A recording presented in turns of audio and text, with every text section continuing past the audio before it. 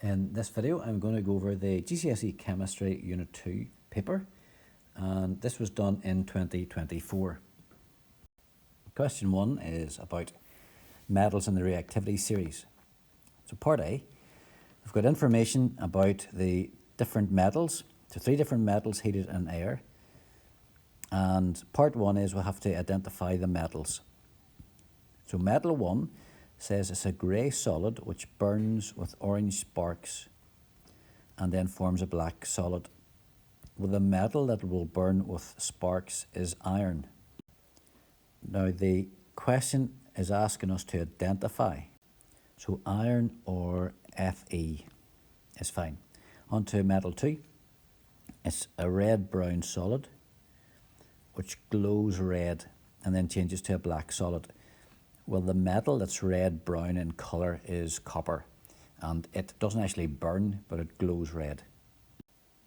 And the third one, it's a grey solid, and it burns with a brick red flame. Well, that's calcium. Part 2, so based on an answer to A1, write a balanced symbol equation for metal 3 being heated in air. So we've got calcium, which is Ca. It's going to react with oxygen in the air to form calcium oxide. To balance it, we need a 2 there and a 2 there. On to B. Write a balanced symbol equation for this reaction. Aluminium is Al, steam is H2O, and then aluminium oxide is formed. The aluminium has a valency of 3, the oxygen has a valency of 2, so we just swap those, and then hydrogen is a diatomic gas. It's H2. This has to be balanced. A 2 is needed in front of the Al, 3 in front of the steam, and then a 3 in front of the H2. Remember, when a metal reacts with water, the metal hydroxide is formed. But when it reacts with steam, the metal oxide is formed. Now we still have to include state symbols here. Aluminium is a solid, so it's going to be S. Now this H2O is steam, so it has to be a G to show that it's a gas. Aluminium oxide is an ionic compound, so that's going to be solid, and then the hydrogen is a gas. Part 2, hopefully you're familiar with this apparatus, which is used to react a metal with steam. So we have to put these labels, A, B and C, into the appropriate places in the diagram. So A is the damp mineral. Well, it goes at the very end of the boiling tube. And then the metal that's been heated goes over to the right of it. So somewhere along here, for example. Hydrogen gas is produced and it's collected. Well, it's going to be collected in the gas jar. It will be here. So I'm just going to put C there. This part is water. So as the gas jar gets filled with hydrogen, the water gets pushed out. So that just lets us know when the jar is full of gas. So part 3, in terms of oxygen, explain why the reaction is described as redox. So remember, this is made up of reduction and oxidation. So I've included the equation that we can look at, and we'll do the oxidation first. So we've got aluminium, and it goes to aluminium oxide. So that's clearly an oxidation process. And remember, for these types of questions, you've got to give a clear definition of oxidation and reduction. In this particular question, it has to do with oxygen content. So don't be given explanations due to electrons or hydrogen. So aluminium gains oxygen, and then oxidation is the gain of oxygen. Now, it has to be something losing oxygen, and here we've got H2O, the steam, and then it goes to H2. So this H2O loses oxygen. Next, give a definition of reduction. And then finally, for a 5th mark, give a definition of redox. Just make sure that somewhere in your answer you have this word reaction in here, so that it's clear that this process of oxidation and reduction are occurring at the same time in that same reaction. Okay, on to part C. Place a tick in the right hand box for any reactions which would occur. The aluminium plus zinc. Aluminium is more reactive than zinc. So, yep, that's going to work. Copper and steam, well, copper's unreactive, so there won't be a reaction. Then we've got zinc and sodium chloride. Well, sodium is up towards the top of the periodic table. It's below potassium, so nothing's going to happen with that one either. And then magnesium and steam. Well, yeah, magnesium reacts with steam to form magnesium oxide and hydrogen. On to D part 1. Which half equation represents oxidation? So for this one you need to remember oil rig. And we're looking for oxidation, so that's the oil part. Oxidation is loss of electrons. Half equation 1, we've got magnesium, and it's going to Mg2 plus. So the magnesium has lost 2 electrons, which you can see here. So this is oxidation. This equation, equation 2, is reduction because the copper ions are gaining electrons. Part 2, state the colour change of the solution during the reaction. So we've got magnesium reacting with a copper 2 solution, so that could be copper 2 nitrate, copper 2 sulfate, etc. Now copper solutions are usually blue, so it's going to start off blue,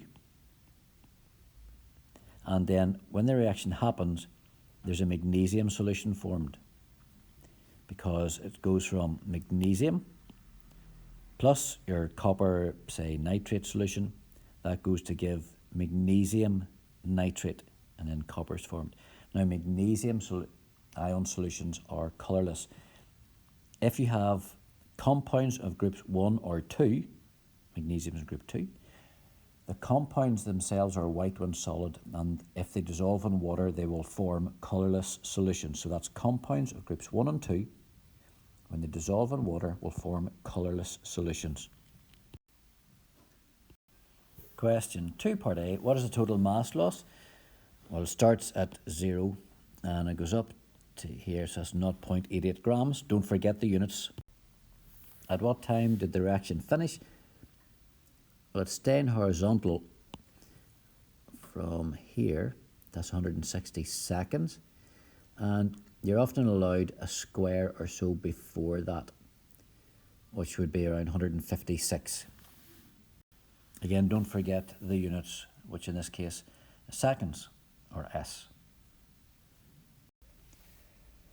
Part C, describe how the experiment was carried out to obtain the data needed and include the apparatus required. Well, I've put the introduction to the question here. So this is what's happening. We're adding 2 grams of the marble chips with 25 cubic centimetres of the hydrochloric acid.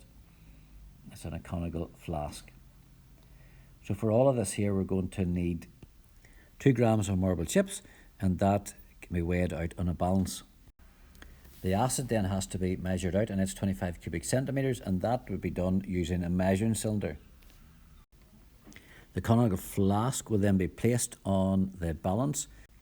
You can say that you press tare, that's okay, but the key thing is that the conical flask is placed on the balance. Then the marble chips are added, and as soon as the marble chips are added, a stop clock is started. Readings will be taken every 20 seconds, and we know it's every 20 seconds because that is what is done on the graph. So I've inserted the graph here, and you can see 20, another 20, etc. And that is repeated until the mass stays the same. Part D. To sketch the graph you'd expect to obtain if 2 grams of marble chips were reacted with 25 cubic centimetres of 3 molar solution. So now this is a stronger concentration, which means there will be a faster rate of reaction. It'll start at 0, 0. It's steeper, but it will level off at the same place there at 0.88 grams. E part 1. So the student says that the rate of reaction decreases as the reaction proceeds. So the graph looks a bit like that. And so how can we explain how this graph supports the conclusion? Well, the steepness indicates the rate of reaction, or the gradient indicates the rate of reaction. So you can see there that the gradient is decreasing. You could also say something like the loss in mass decreases. So in the first 20 seconds there's a large loss in mass, and then over the next 20 seconds the loss in mass is slightly less. Over the next 20 seconds it's slightly less again, and so on. And part 2, so in terms of particles, why does the rate decrease as the reaction proceeds? Well, at the start of a reaction, there are loads of particles. So that means you'll have loads of collisions and successful collisions. But as the reaction happens, then those particles get used up, which means there are fewer collisions and fewer successful collisions per unit time. Question 3, you can see here that this is about organic chemistry. So the first part then, state one feature which is similar for all compounds of a homologous series. So that's chemical properties, and that's the only thing that would be allowed. It's not physical properties, because the chemicals would show a gradation in physical properties. Part 2, one way in which successive members of a homologous series differ from each other.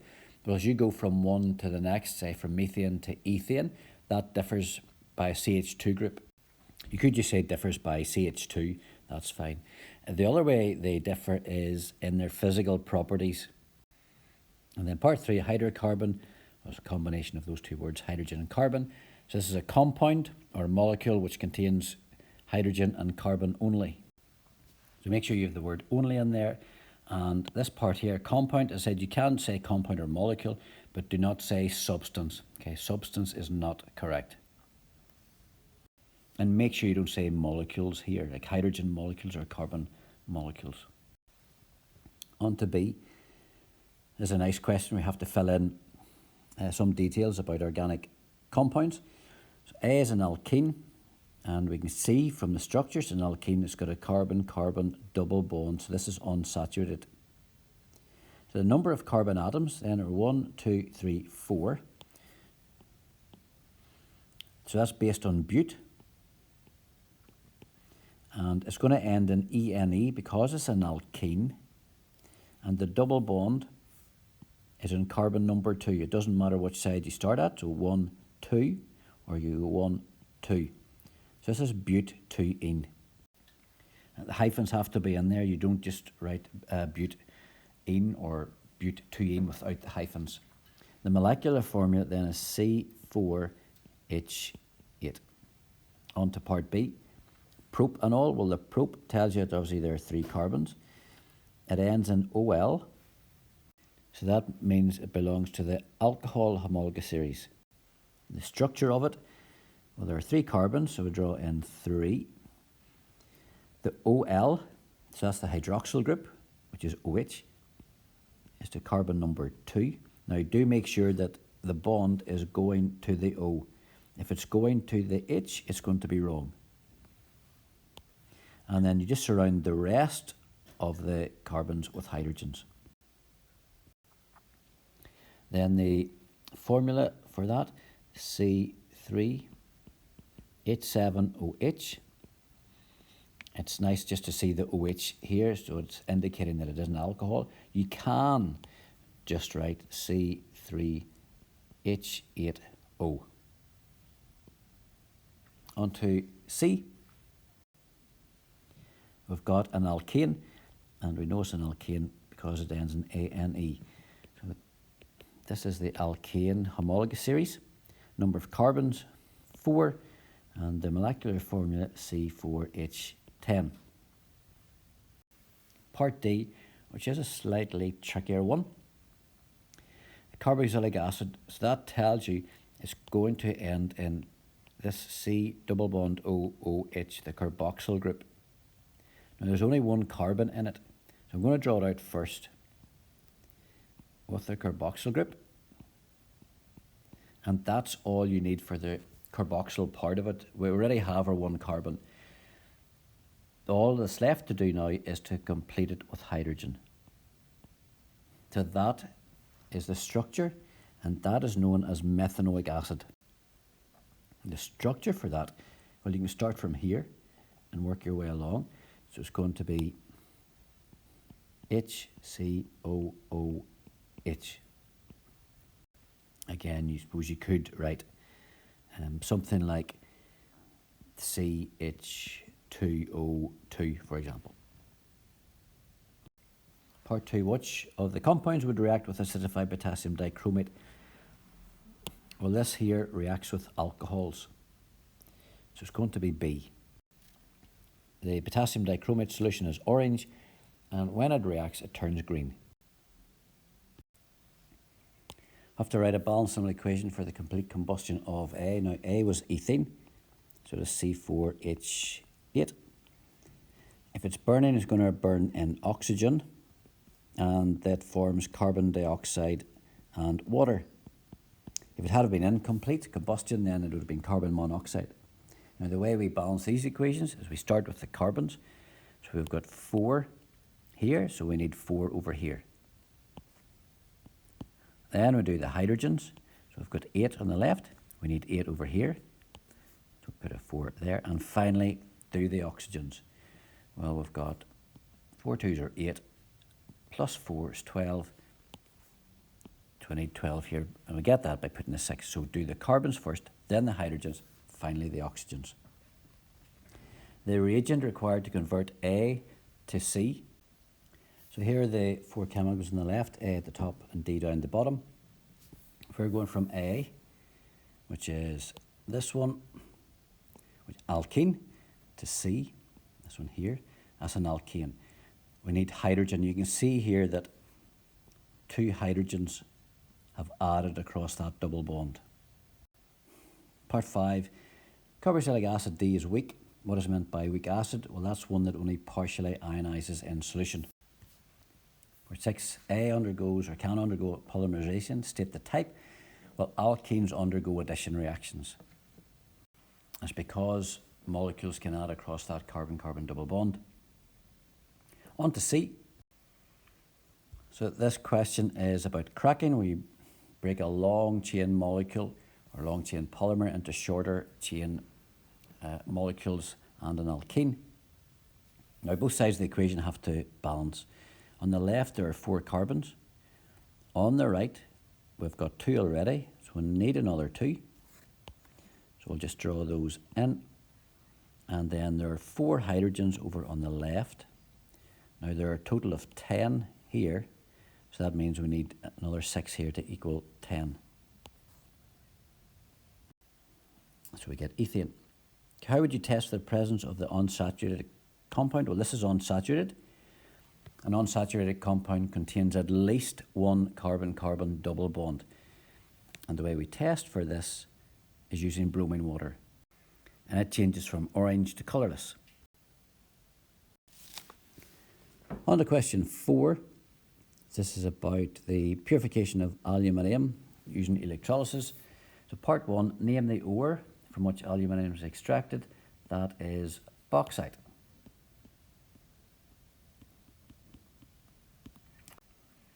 On to part 2, what name is used for the purified aluminium oxide? That's known as alumina. So the bauxite contains the impure aluminium oxide, and then it gets purified to alumina. On to 3, how is the electrolyte made in process 2?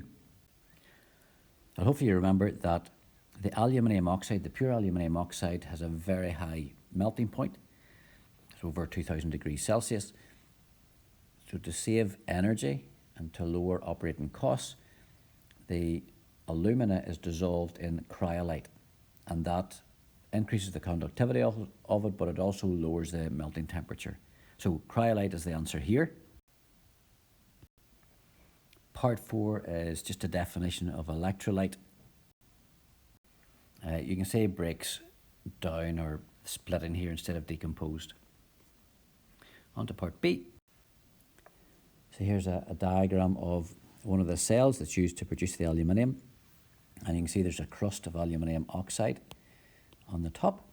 So the question is, state one function of the crust. Oh, that's to keep heat in.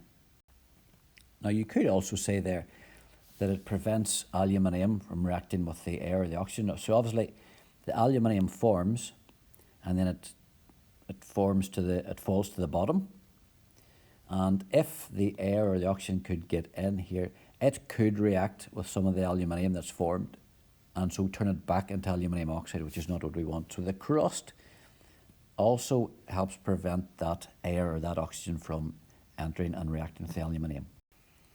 And part 2, the operating temperature, it's somewhere between 900 and 1000 degrees Celsius. Make sure you've got the units in. Part 3, why are the electrodes made from graphite? Well, graphite is a good conductor of electricity. Now you must have electricity in there, so don't just say it's a good conductor. And also you have to have the word good in, so don't just say it's a conductor of electricity. It's the fact that it's a good conductor of electricity. Another reason is high melting point. Obviously you don't want electrodes that are going to melt at those high temperatures. And as it's a solid, it has to be melting point, so you don't say a high boiling point there. Another one you could say is that they're inert or unreactive, but don't say that it does not react. Okay, so just inert or unreactive are okay. So on to 4. One problem which occurs during the use of graphite for the electrodes. Well, at the anode, that's where oxygen gets formed. And at the high temperatures, the oxygen can react with the graphite, which is a form of carbon, to form carbon dioxide. Now, you don't need this equation, I'm just writing it to show you what happens. So here we've got the carbon from the graphite. At the high temperatures, that reacts with the oxygen that's formed from the electrolysis of aluminium oxide, and that forms carbon dioxide. So over a period of time, the anode wears away. Part 5, then half equations that take place at the cathode. So this is aluminium oxide. The cathode is negative, anode is positive, and the metal ion forms at the cathode. An aluminium ion is Al3+. That's going to gain 3 electrons to form aluminium atoms. Oxygen forms at the anode. Now this here, or these are oxide ions, so it's O2 minus to start with, and they're going to form oxygen gas. So you can see here then that we need to balance this. We need to put a 2 in front of that, and now we've got a total of 4 minus charge. So each oxide ion has to lose 2 electrons, and it's normal to put it on the right hand side. So that's a total of 4 electrons being lost. So if you think of it, there's O2 minus one of them. Second one, so this one has to lose 2 electrons and this one has to lose 2 electrons. You could have the 4E minus on the left, in which case the equation would be as follows. And then on to number 5. Here we've got an experiment. I've got zinc metal was reacted with hydrochloric acid in a conical flask, and then the volume of gas produced was measured using a gas syringe. Okay, so we need to draw a conical flask. So it looks something like this. And there's acid in there with some zinc. And then we have to show that this is connected to a gas syringe. So that's my delivery tube. And then you just have to make some attempt at drawing the gas syringe, or something like that. Now this has to be sealed over with a bung. Diagrams always have to be labelled. And do take care with how you draw the bung. So the gas that's formed here, which would be hydrogen, must be able to travel all the way through the apparatus into the gas syringe. You can see here there are no blockages. Now, a common mistake that people make, if I draw it over to the side, Okay, so there's a conical flask, delivery tube. Sometimes people just draw the lines straight across like that to represent the bung, but you can now see that that looks as though there's a blockage there and the gas can't get up through.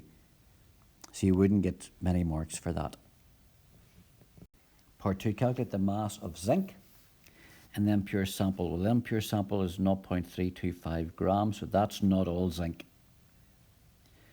But it's the zinc that reacts with the acid.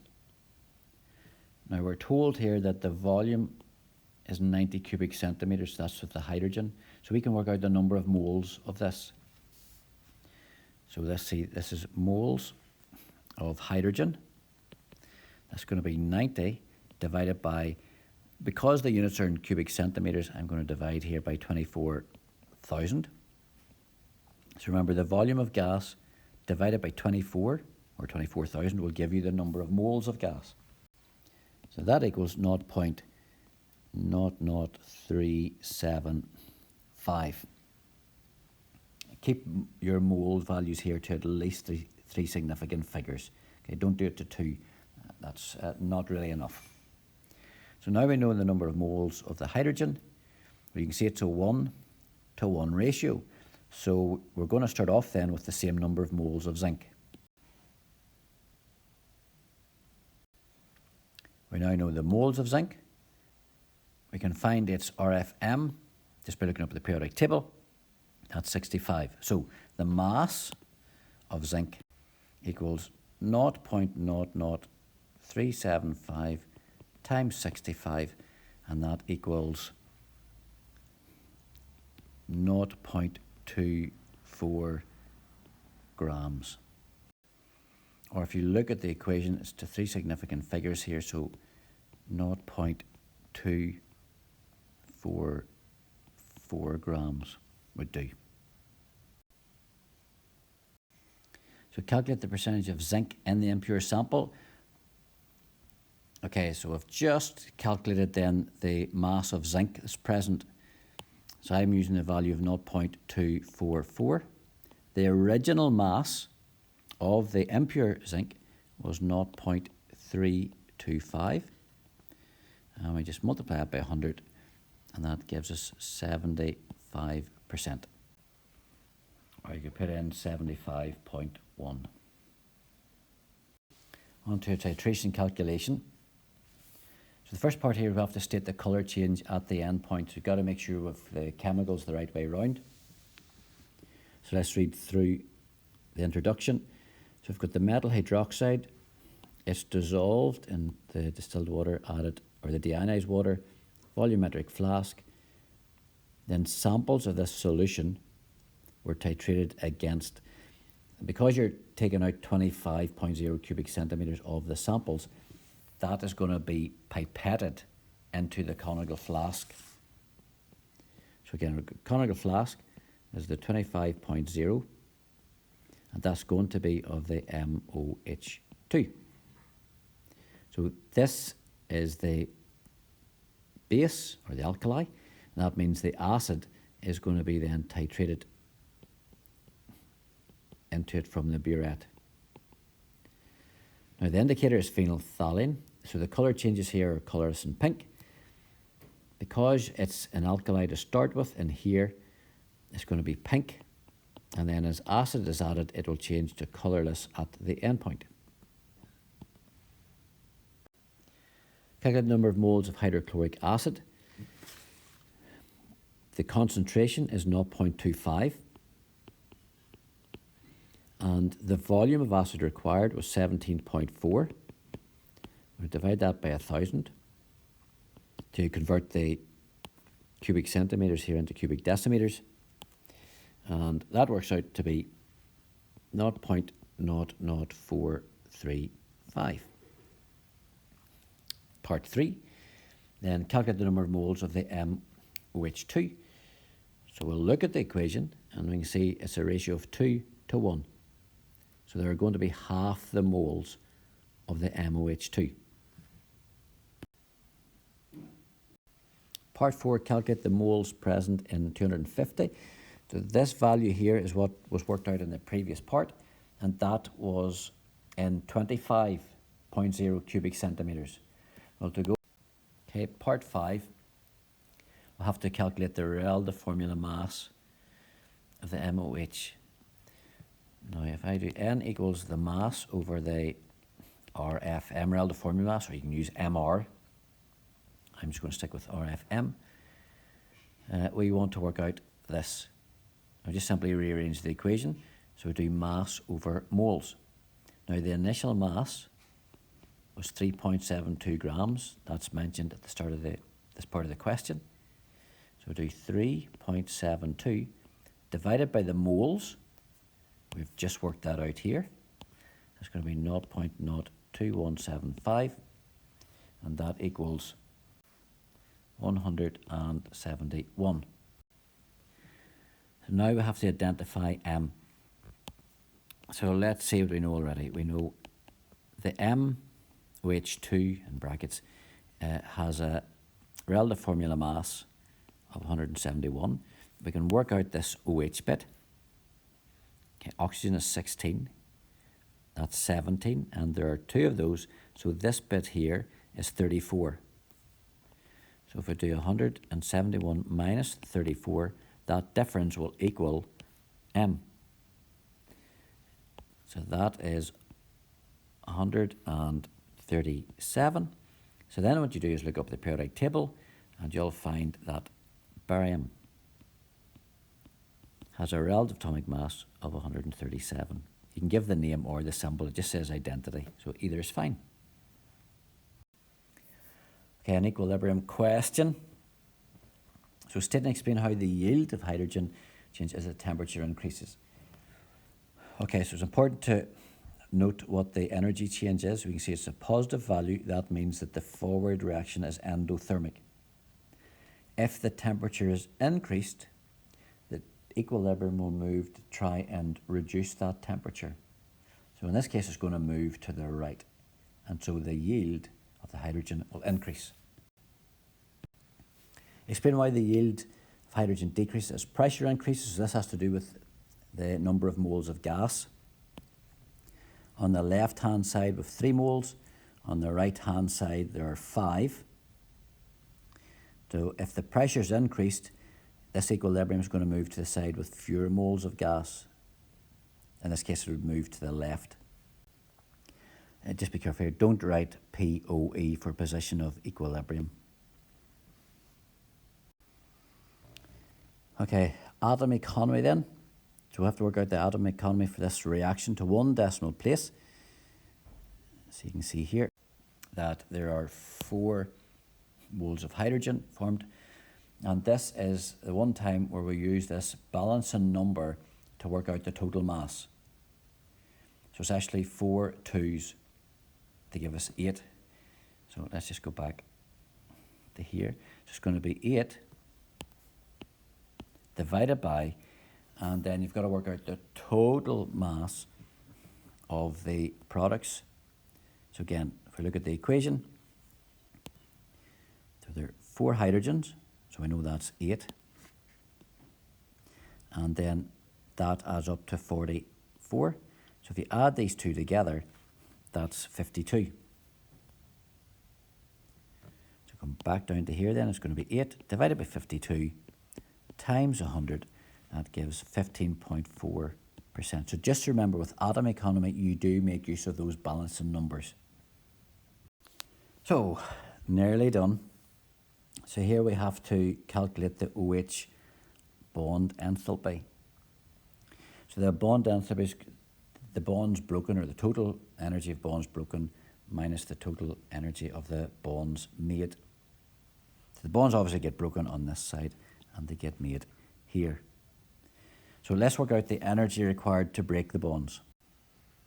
Okay, so it gives us a total then of 1648. 4 times 4, 12. Okay, these are the carbon-hydrogen bonds. There are 4 of them, and each one of those has a bond energy of 412. We're obviously trying to work these out, and there are 4 of them, so just be careful there. So this value is 4 OH. That's what we're going to work out. So now we'll look at the bonds that are made. So that adds up to 3350. So now we do bonds broken minus bonds made, and that equals 150. You're given the total energy change here, so don't forget about that. Now the equation can be rearranged to give us 4 OH, and that equals 1852. And then we just divide by 4 to give us 1 OH, and that is 463. And that's the paper finished.